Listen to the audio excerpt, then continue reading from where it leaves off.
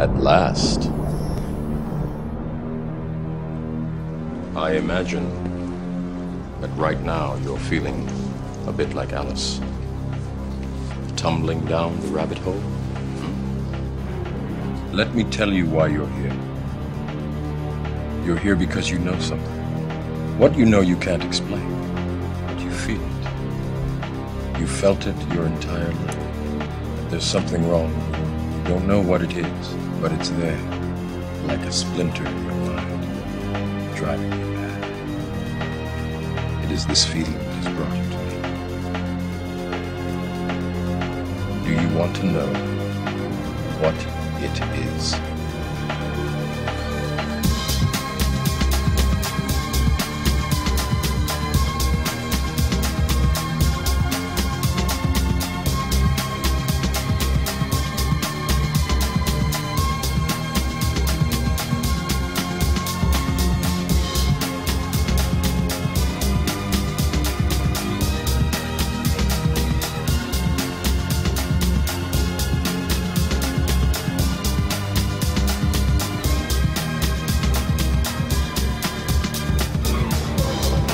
This is the world as it exists today. Children among those wounded in the latest wave of airstrikes and tank fire. The civilian death toll in Gaza is rising by the day, and the humanitarian crisis is deepening. Each other off. And it's time that some of us woke up to this reality, to understand that people who try to maintain empires and create empires do it by manipulating the people they're trying to conquer. Control. You have to let it all go, Neo. Fear, doubt, and disbelief.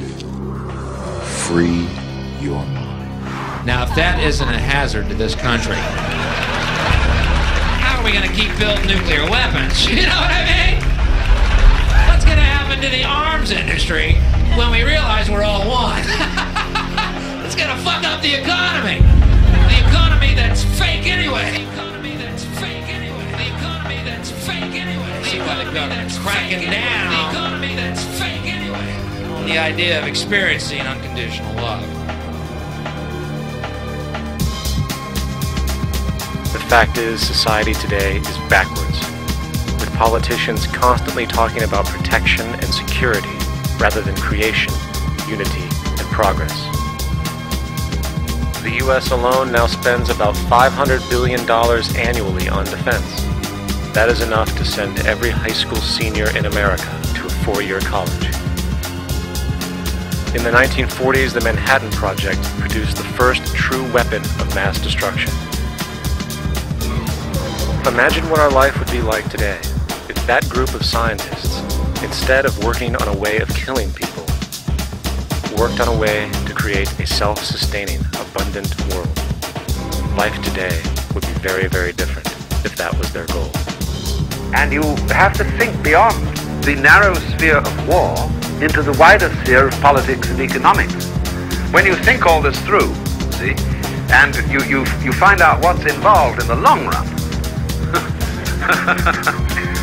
September 11th was the jumpstart for what is now an accelerated agenda by the ruthless elite. It was a staged war pretext no different than the sinking of the Lusitania, the provoking of Pearl Harbor, and the Gulf of Tonkin lie. In fact, if 9/11 wasn't a planned war pretext, it would be an exception to the rule.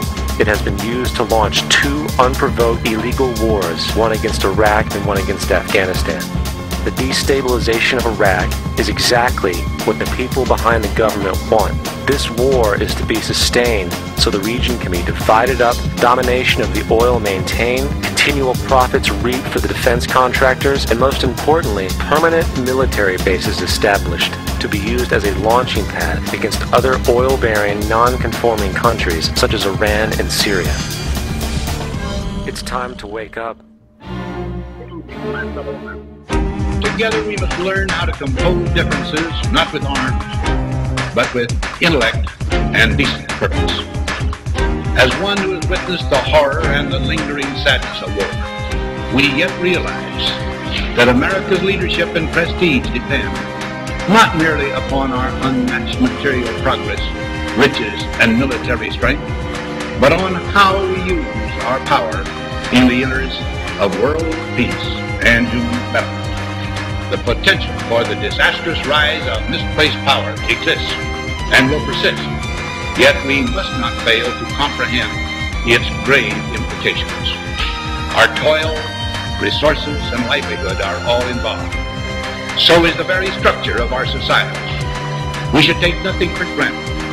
Only an alert and knowledgeable citizen can compel the proper meshing of the huge industrial and military machinery of defense with our peaceful methods and goals.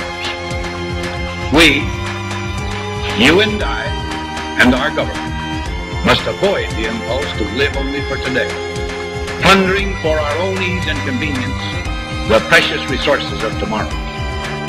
Every one of us will go home with the most profound impression of what a strong, vital people can accomplish.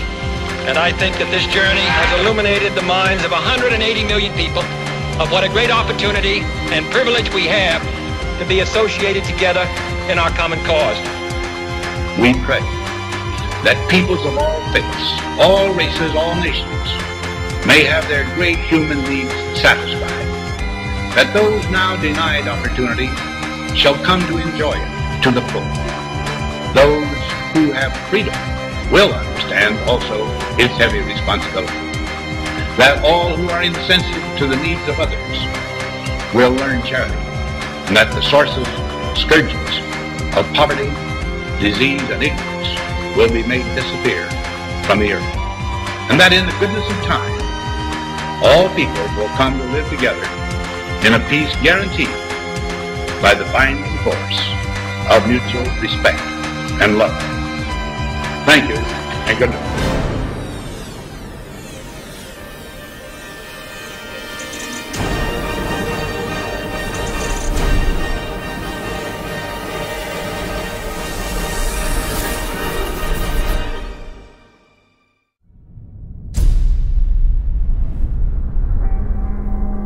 And this is the paradox of life.